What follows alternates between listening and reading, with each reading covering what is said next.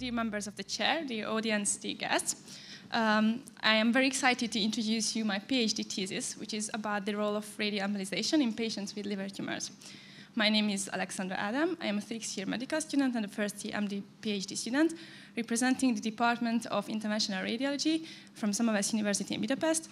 Our passionate team consists of my supervisors, who are Dénes Horváti and András Bibok, and my SMS, who is Nina Galcicka. Throughout my future career, I would like to treat patients with liver tumors in a less invasive way by enhancing the role and impact of interventional radiology through the wider and broader use of radioembolization in oncological therapies. To achieve these specific goals, I have two ongoing projects in the field of radioembolization. The first one was started in September this year. The applied methodology is a systematic review and meta-analysis, while the second project, focusing on hepatocellular carcinoma, was launched 2 months ago, and we would like to do a retrospective cohort study. So I would like to give you some details about my first project. As you may know, liver cancer is the third most common tumor-associated cause of death worldwide, causing more than 800,000 deaths every year. Hepatocellular carcinoma, or HCC for short, are about 90% of primary liver malignancies. Moreover, liver is one of the most frequent sites of metastasis, especially in the cases of patients with a colorectal, pancreatic, or breast cancer history. In the case of liver cancers, the gold standard therapy is surgical resection, which is considered to be curative. As any other types of surgery, it has its own complications, namely the post-hepatectomy liver failure being the main cause of mortality after a major liver resection. The reason of this liver failure is the small feature liver remnant. Now, you may ask, what is the feature liver remnant? It is part of the liver that the patient will have after the surgery, but hasn't been resected. If the future liver remnant is not large enough, liver failure can occur, which means that the liver will not be able to maintain its crucial functions, and the patient could die. In order to prevent our patients from this liver failure, we would like to make them eligible for surgery by acquiring a sufficient increase in FLR. This increase in the FLR can be achieved by the compensatory hypertrophy of the contralateral lobe, induced either by radiation lobectomy or by different venous deprivation techniques. With conducting this research, my biggest aim is to understand the effect of radiation lobectomy as a bridge to surgery treatment. Our clinical question is radiation lobectomy safe and effective to increase the liver hypertrophy in case of liver tumors? We are using the PICO framework in order to compare different types of interventions in order to assess and address the following outcomes: FLR, hypertrophy, resection rate, and overall survival. The clinical implication is the improvement in resectability and overall survival.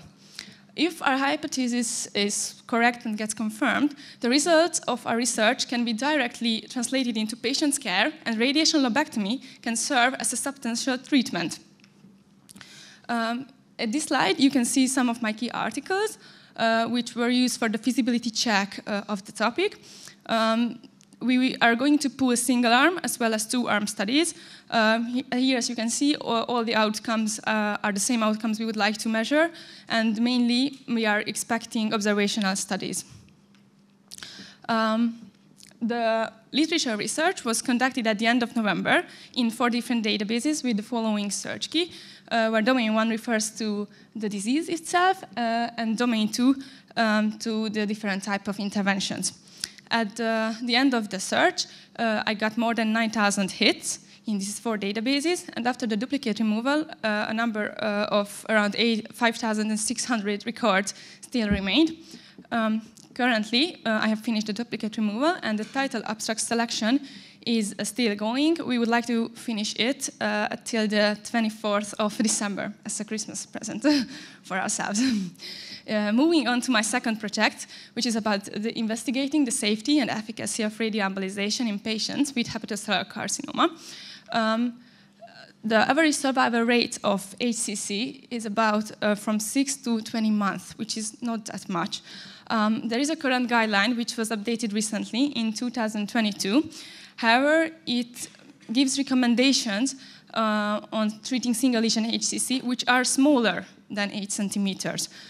First-line therapies in the case of ACC include ablation, radiation, resection, and transplantation, with an expected survival of more than 5 years. However, if they are not feasible or fail due to any reasons, thankfully, alternative treatment options such as transarterial chemoembolization or transarterial radioembolization can serve as alternative therapies regarding lesions that are smaller than 8 centimeters. So due to the lack of guideline, there is an unmet need for the treatment of single lesions which are larger than 8 centimeters. Our clinical question is that is radioembolization as safe and effective as other type of treatments, namely local regional treatments or systemic therapy. We are also using the PICO framework for assessing the outcomes, and the clinical implication is that the tumor response rate and overall survival will improve. We are hypothesizing that treating single lesion carcinomas larger than 8 centimeters with radioembolization is at least the same safe and effective as treated with other types of local, regional, or systemic treatment. To summarize it up, I would like to submit my first project in August the next year and the second one in November.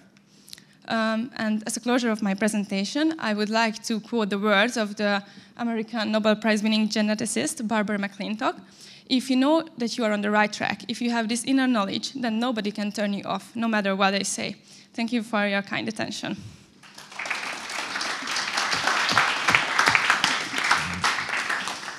Thank you so much. The room for questions, so I can see already somebody who would like to ask a question. Thank you very much for the very interesting talk. Are there any complications of radiation lobectomy? Sorry, what? Are there any complications of radiation lobectomy? Yes, of course. As every procedure, it also has its complications. I would say the biggest one is the radioembolization-induced liver disease. And of course, there are other smoother, I would say, side effects such as vomiting, nausea, or fatigue, or the patient might feel pain in the abdomen after the procedure. But yeah, we would like to investigate whether they are rare or common, so regarding the safety. But so far in the literature, I wouldn't say they are so rare. So I would consider it as a safe procedure and a safe treatment. Thank you. Please, yeah, in the back. Oh, you are. Okay. Thank you. Congratulations on your wonderful project. I have a question regarding your second project. How many patients do you plan to enroll, and do you have any inclusion criteria for this second project? Thank you for your question. My supervisors are treating and curing these patients at the clinic. In the past 1.5, almost 2 years, I would say they have treated like around 10 patients, but the patient inclusion is still ongoing, so it hasn't been finished. So other patients will be eligible, I think, for this study, for this investigation. Main inclusion criteria, I would say, would be, of course, the diagnosis of ACC. It has to be single lesion, larger than 8 centimeters, no extrahepatic disease, and no distant metastasis. We would like to investigate adults, so pediatric patients will be excluded. Yeah, we'll have to work it out more precisely, but at this stage, I would say this answer. Thank you.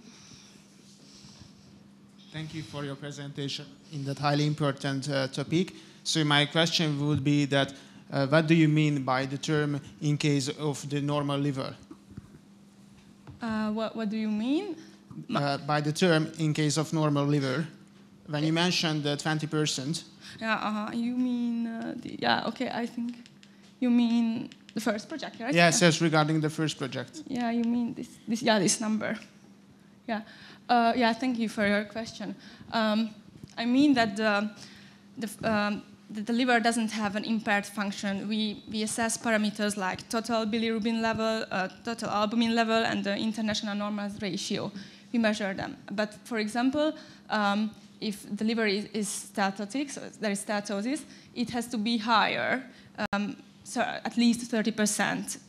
Or if the liver is cirrhotic, then it has to be even higher, 40%. So that's why I meant by 20% that the functions of the liver are not impaired.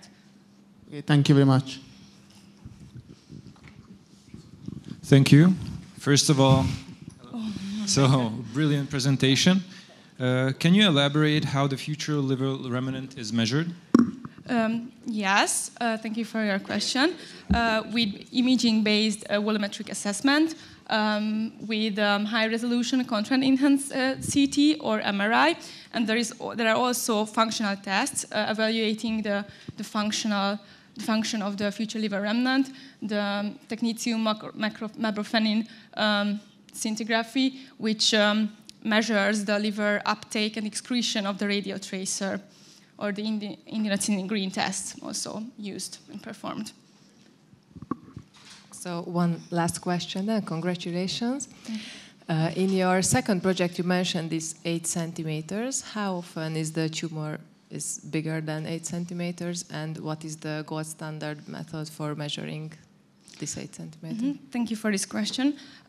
Actually, there isn't a concrete data about the prevalence of lesions that are larger than 8 centimeters, so I can't tell you a concrete exact number. But at our clinic, I would say it's a little bit less than 10%, so 7 or 8, I would say. And the other question was that so what's the gold standard method? Is it an ultrasound? Is it enough to measure it? CT scans. On CT scans, there are softwares, and you can measure diameters, the volume, and also evaluate the normal liver, the volume of the tumor, and the ratio of the normal and the tumor volume. So, yeah, on CT scans. Thank you. Thank you for the presentation. So I would have another question. Maybe we have time. So you have chosen this venous deprivation as comparator, and do you have information about the safety and efficacy of this procedure in terms of having sufficient remnant liver function? Yes, they are. I would say they are older, or they are previously used techniques. So this radioembolization and radiation lobectomy is a newer one. So far we know that these venous deprivation techniques, any of them, are safe. They are I would say, the standard of care. So either portal vein embolization or double vein. So they are safe, and that's why we are investigating whether this radiation lobectomy is safer, because it has another advantage over the venous techniques, that it also can control the tumor rate, the tumor response, because it's occluding the supplying arteries of the tumor, while the others are only embolizing the veins of the liver, hepatic or portal vein. So the tumor control here is an additional advantage which favors the radiation lobectomy. Thank you so much.